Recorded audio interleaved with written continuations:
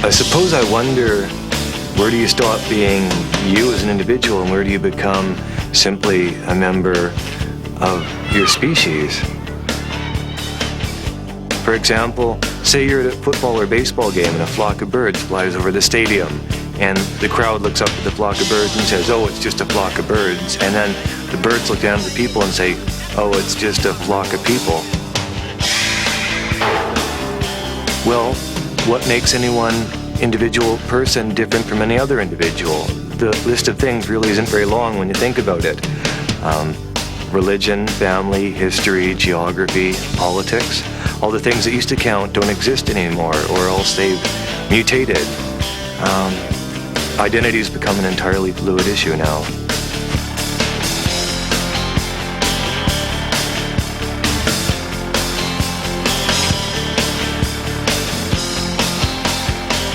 Douglas Coupland, let's start at the beginning. When's your birthday? When and where did you begin? I began on December 30th, 1961 on a Canadian NATO base in West Germany. Do you consider yourself a citizen of the late 20th century? Yes.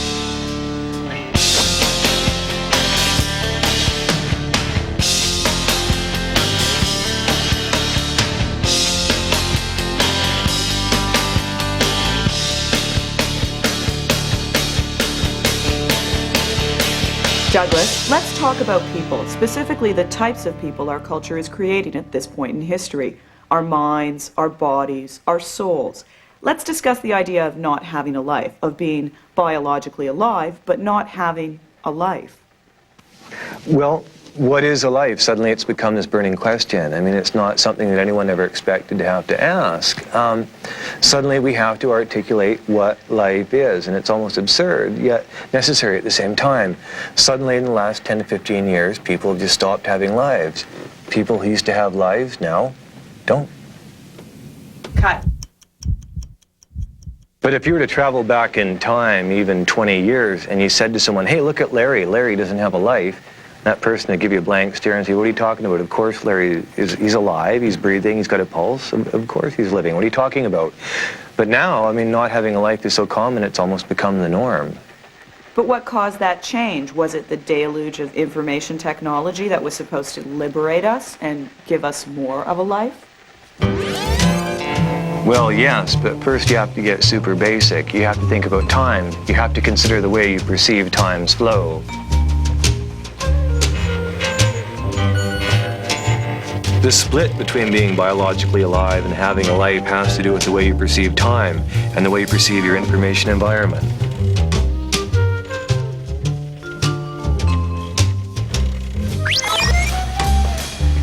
I think people used to think that time was a constant, like gravity or the speed of light, but as it turns out, it's entirely relative. It used to be that if a person was alive for 71.3 years, they got to experience all 71.3 years of life.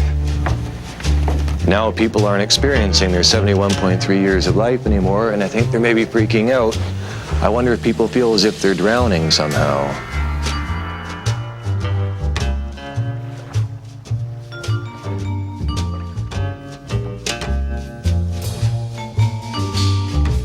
We live in a consumer culture. Maybe it's a value for your money thing, but people just aren't getting their year's worth of year anymore.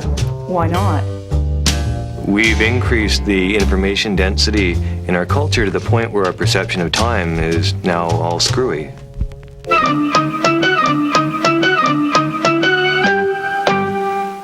Here's a minor example I always use. I might be reading a People magazine article about Bert and Lonnie's breakup, and in the process I'll burn up 1,484,362 brain cells. These are cells that might have been put toward finding a solution for world peace, or maybe just meditating on a twig the way people used to before TV and stuff. But instead, these are cells that got used up wondering about Bert's hair.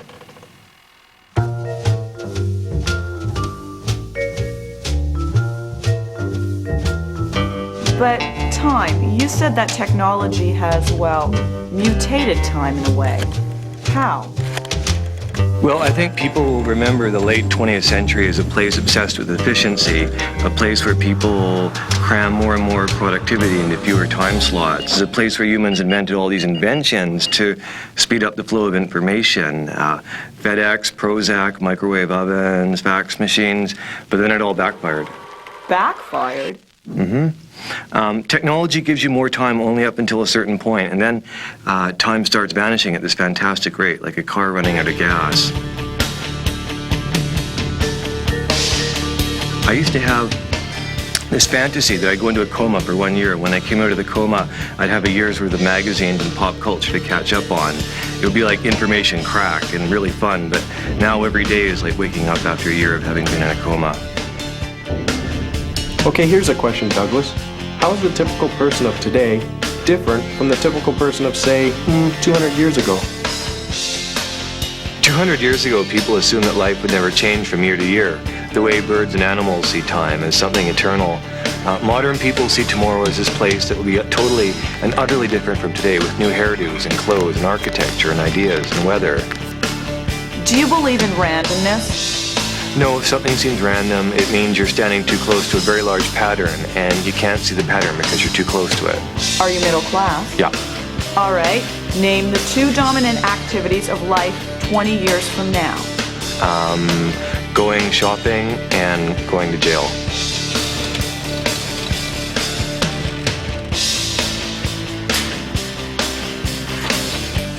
Douglas, where does your sense of self come from? Who is the you of you? You mean, where do I locate my sense of being, my sense of who I am now? Yes. Okay, well, here's an exercise. Ask yourself, am I trapped being myself forever? Am I ever going to change? Well, what if I took a stick of dynamite and put it inside you and blew you up like a cartoon Sylvester the Cat? And you know the shot that comes after where there's like a tail walking around picking up like a leg and like reassembling. Sylvester builds himself back up again. Well, what if you didn't have to be you? What if you could be anyone you wanted to? Would you be young or old or rich or poor or black or white, or where would you live on Earth, or when would you be? Who would you be? How would you reassemble yourself if you didn't have to be you? Let me ask you then, Douglas, who would most people choose to reassemble themselves as? Well, I think that most people, after you blew them up with dynamite, would reassemble themselves so that they looked like everyone else around them.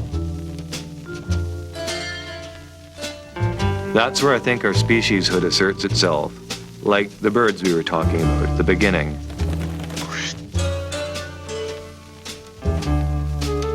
I think this need to resemble everybody else is why we shop at, say, the Gap or at Benetton, so that we can be animals in a way. It's our way of reverting to our specieshood. Your point being?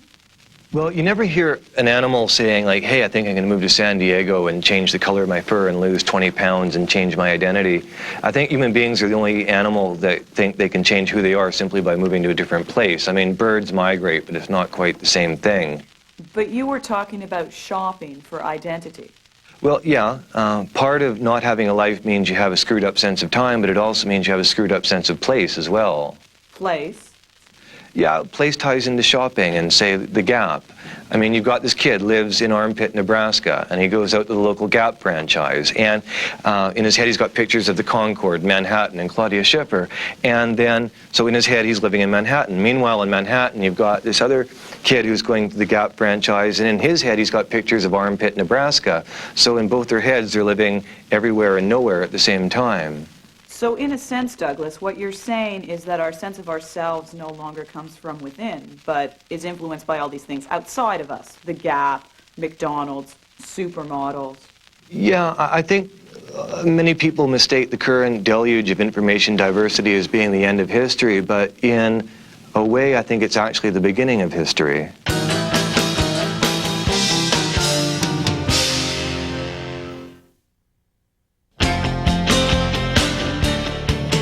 We've been talking about how minds have changed in the late 20th century.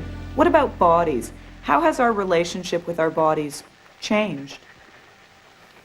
Well, I'm thinking about last week. I was looking at these photographs from the 1950s, and in them everyone was trying to look exactly 35 years old. I mean, you had these 18-year-old boys and girls and these 58-year-old men and women, and everyone was trying to look 35 years old. So that was the age you were supposed to be inside your head back then, is 35.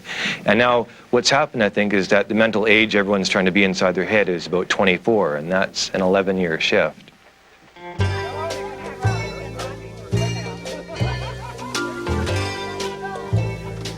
But what about on a deeper level? Well, as we're talking about the late 20th century here, I think we're probably going to remember this period of time as being one in which the relationship between the mind and the body was completely severed.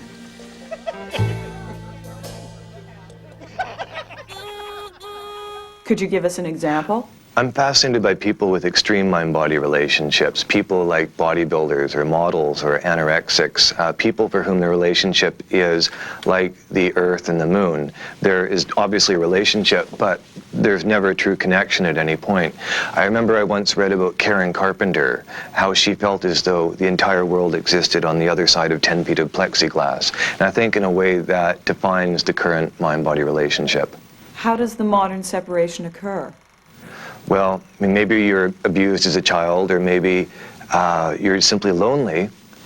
The fact is, a separation does occur, and then suddenly you become this thing that is you, but not you at the same time.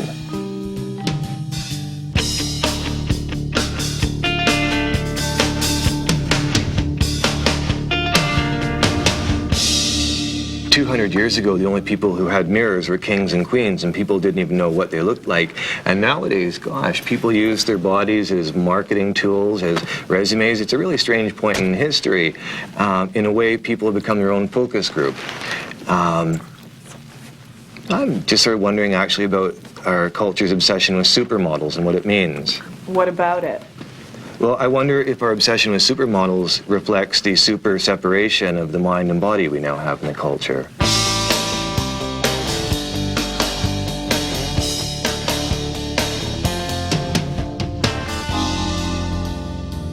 Okay, some quick questions here. Are you a vegetarian? I try. Have you ever done cocaine?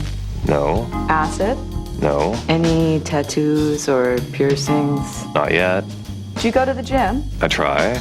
Have you ever used steroids? No. What? What are you thinking about?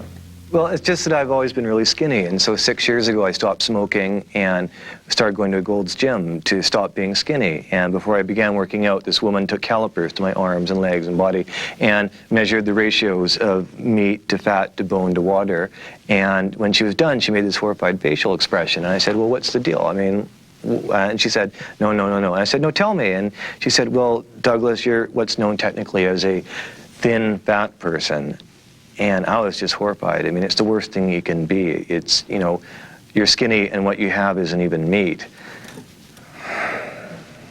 What? It's just a thought that came to mind of how when archaeologists of the future dig up the ruins of California, they're going to find all these fitness centers and all these weightlifting equipment devices, and they're just going to assume that we were a culture completely obsessed with torture.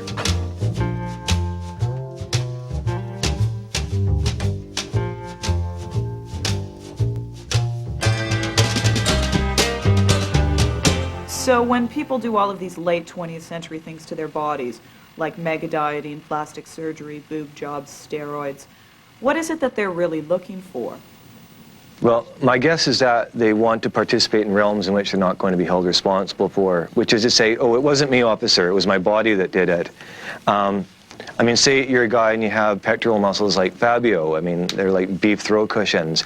You can throw all the responsibility away from yourself and your actions onto the throw cushions. And I suppose it's the same for women, too.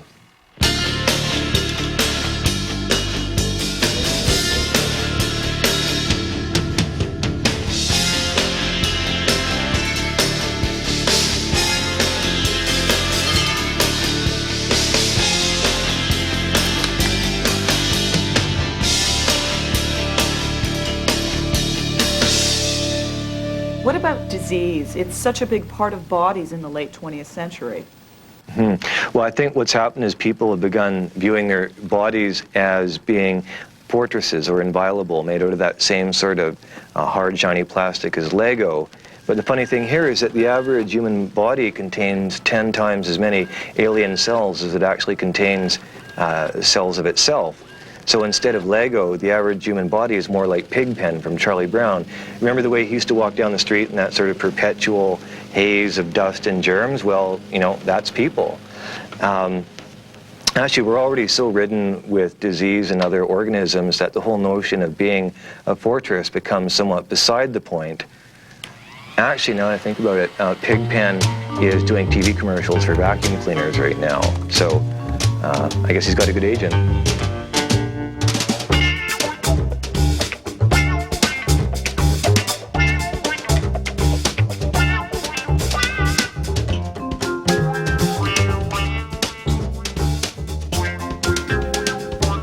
So back to the main thread. Where exactly are we now?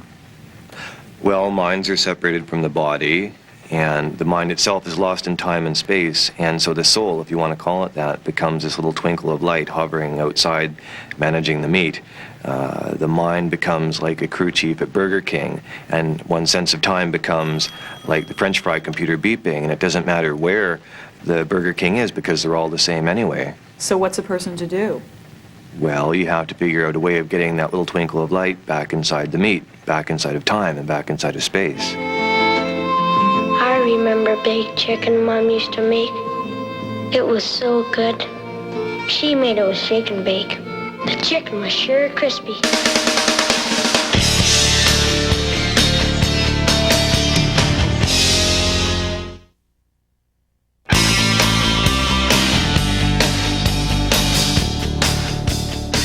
Okay, Douglas, we've talked about the mind and the body. Now let's talk about the human soul. Lately, we seem to be transferring it into and onto machines. It feels like we're creating something really big. Do you think it's possible to create something more complex than the human consciousness? Yeah, in fact, I think we've already done that with machines and film, TV, books, and databases. We've reached a critical mass point now where the amount of memory we put out in the world exceeds the amount of memory contained within our collective biological meat bodies. So, in other words, there's now more memory out there than exists inside of all of us. We've actually created this entity that's bigger than us, but at the same time, it is us.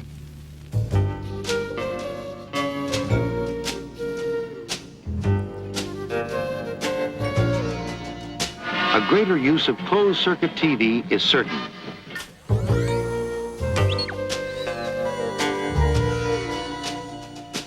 As a matter of simple arithmetic, more time plus more money equals more automobiles.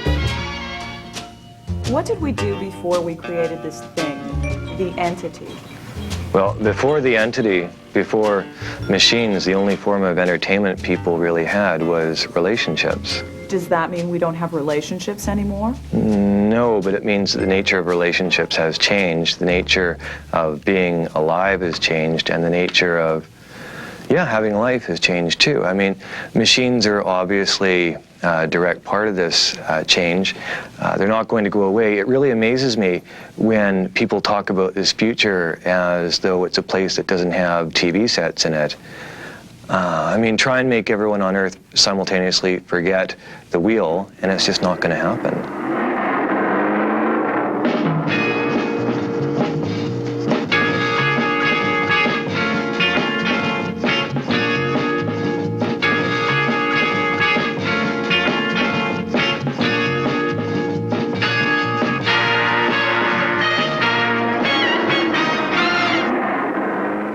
Is too much memory, the entity, is that a bad thing?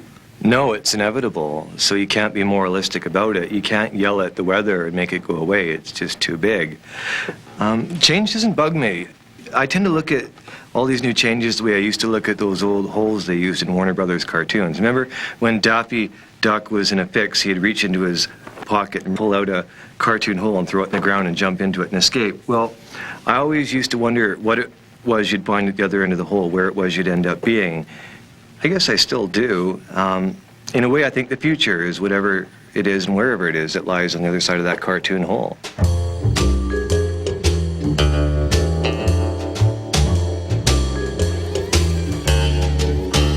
of this memory, there's only going to be more and more accumulation of it. How does a person cope? As you said, every day is like waking up from a year-long coma. Well, there's obviously no point in trying to remember everything, because then everything just becomes trivia. Cellulose production in Lake Baikal in rush hour, the contents of Tori Spelling's clothes closet, or the weather in Harlingen, Texas. What's important is being able to locate things.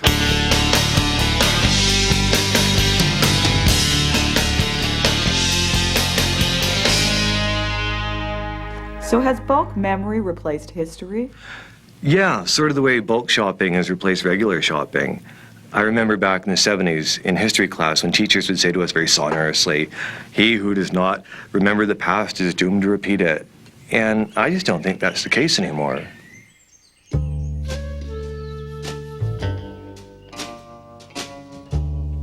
I think that what's happened now is that we've created a scenario so radically different that there's no historical precedent to look back on for the situation we now face.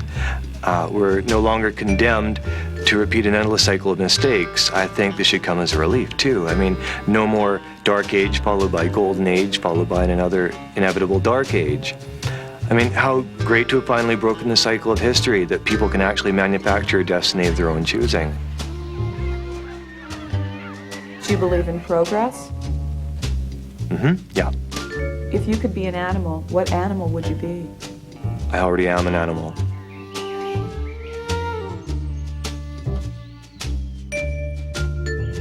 So where does personal memory fit into all of this? Doesn't it get swamped by the super memory humans are creating? What about the personal stuff? No. The personal stuff, personal memory, it's the most important thing of all. It's the one thing that can never be taken away from you. It is you. And despite all the recent changes in our time architecture, it still takes time to create memories. It still takes time to remember them. It takes a place in which to locate the memories and a place in which to be still and remember them. It takes a lot of work to be an individual and to have an individual life, and it can be scary, but then the option is to forget and to be forgotten.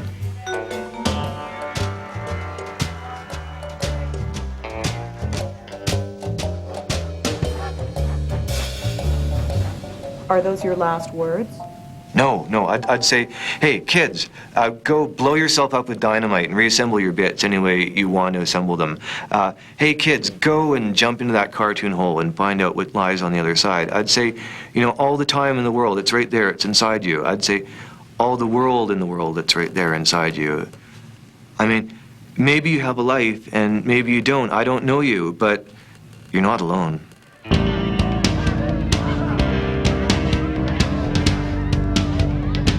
I remember back in the 1970s, about the same time people stopped having lives, they also began making fun of intimacy, and they made jokes about people like Halston having parties at Studio 54 for his 500 close personal friends. And so I guess the whole world's Studio 54 now. It's just you and me, babe, and billions of other people out there just like you, billions of close personal friends.